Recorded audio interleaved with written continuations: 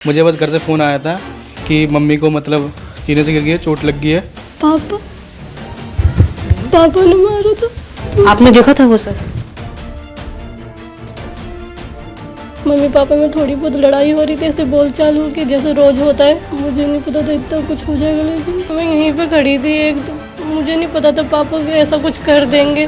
उन्होंने बस एकदम से बेड के नीचे वही झुके और बस एकदम मार दी।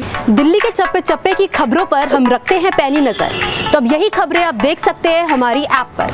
तो फिर देर किस बात की है, तुरंत जाइए प्ले स्टोर पर और जाके डाउनलोड कीजिए तेज तर्रार ऐप को।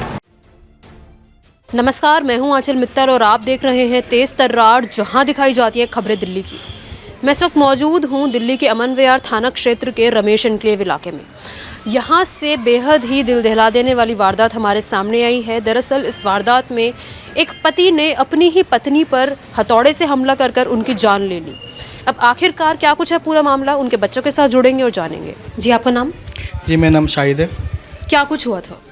जी, मैं तो मैम काम पे था, मुझे नहीं पता।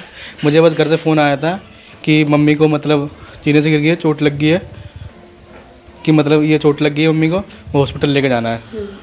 फिर भगा मैं आया, हॉस्पिटल ले गया। फिर मैं यहाँ से मैंने सीधा एक दोस्त आया था ऑटो लेके, हमने ऑटो बुक किया, सीधा अम्बेडकर हॉस्पिटल ले गए। तो अभी आपको जानकारी है कि वो सीढ़ियों से ही गिरी थी, या अभी सुनने में आ रहा है कुछ और बात जो है? नहीं, कुछ और बात थी। सिर्फ सीढ़ियों से ही गिरी थी? पापा पापा ने मारा था। तो आपने देखा था वो सब? आप उस वक्त कहाँ थी?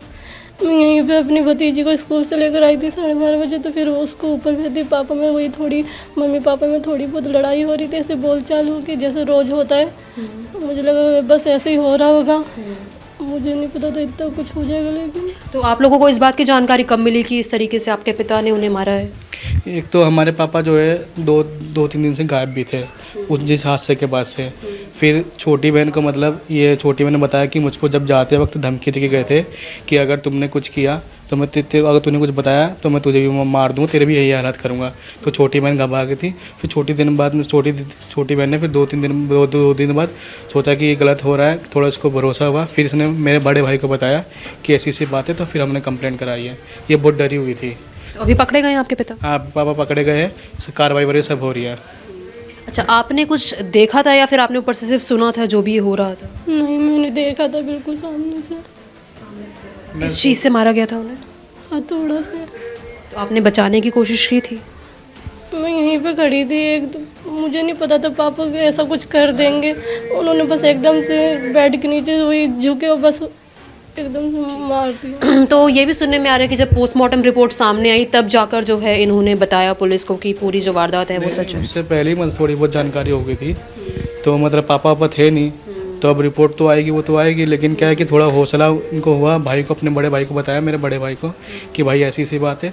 फिर हमने जाके कंप्लेंट वगैरह करी, फिर पापा को पकड़ाया गया। फिर हमने खुद कॉल करी थी पुलिस को, हमने खुद पापा को पकड़वाया। अच्छा, आपके पिता ने पहले भी ऐसा कुछ किया हो या कुछ नशे करते हो या दारू वगैरह? देखो इतना तो नहीं था, लेकिन ये है कि लड़ाई झगड़ा मतलब थोड़ा बहुत नॉर्मली पहले भी होता रहता था, ये लड़ाई झगड़ा चलता रहता था। तो देखिए, मृतका खैरू निशा के बेटों के साथ हम जुड़े, जिनसे जुड़कर हमें पता चला किस तरीके से उनकी जान गई।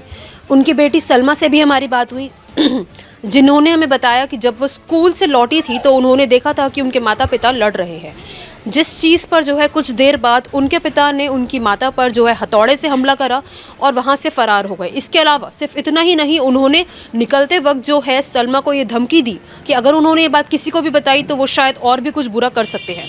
जिसके बाद सलमा ने अन्य परिजनों को फ़ोन करा, उन्हें अस्पताल ले जाया गया। लेकिन उस वक्त जो है सलमा ने अपने भाइयों को ये बात बताई, उनकी माता की जो मृत्यु है वो सीढ़ियों के गिरने से हुई है। लेकिन जब 2 दिन बाद पोस्टमार्टम रिपोर्ट सामने आई तब इस पूरी बात का खुलासा हुआ कि किस तरीके से खैरू निशा के पति ने ही उनके ऊपर जानलेवा हमला किया था, जिसके कारण वो अपनी जान गंवा बैठी। मैं आपको बता दूं, ये पूरा मामला दिल्ली के अमन विहार थाने में गया है और फिलहाल पुलिस द्वारा जो है उनके पति को गिरफ्तार भी कर लिया गया है और उनके खिलाफ अभी कार्रवाई जारी है। लेकिन अब आप भी अपनी राय इस मामले में हमारे साथ कमेंट बॉक्स में ज़रूर दें और ये ज़रूर बताएं कि आखिरकार एक पति अपनी पत्नी को इस तरीके से कैसे मार सकता है। हालांकि लोगों ने हमें ये भी बताया है कि उनकी लड़ाइयाँ जो है अक्सर होती रहती थी, लेकिन फिर भी इतना बड़ा कदम उठाना बहुत ही बड़ी बात है। फिर भी जो है राजधानी दिल्ली से इस तरीके के मामले बेहद ही आम होते जा रहे हैं। राजधानी दिल्ली में आए दिन कोई ना कोई ऐसी घटना हमारे सामने आ ही जाती है जो शायद सबको हैरान करके रख देती है। कैमरा पर्सन आकाश शर्मा के साथ मैं आंचल मित्तल।